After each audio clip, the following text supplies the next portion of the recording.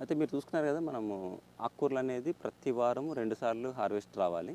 దానికోసము మీకు last Saturday harvest చూపించాను. దాని తర్వాత నెక్స్ట్ రాబోతున్న 28th సాటర్డేది కూడా హార్వెస్ట్ రాబోతున్నది చూపించాను.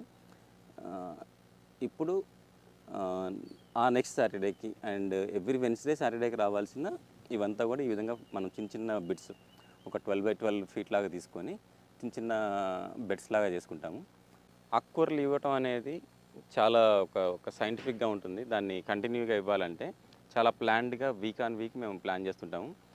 మీకు లాస్ట్ సాటర్డే 21కి హార్వెస్ట్ ఇచ్చాము. నెక్స్ట్ 28కి రాబోతుంది. దాని తర్వాత రాబోయే ఆకుకూరలకు కూడా ఇక్కడ చూసుకుంటే మీకు ఇవన్నీ చిన్న చిన్న ఇప్పుడిప్పుడే మొలకలు వచ్చినాయి చూడండి. ఈ ఆకుకూరలన్నీ కూడా అన్ని ప్రతిదీ ప్లాన్ చేసి పెట్టాము.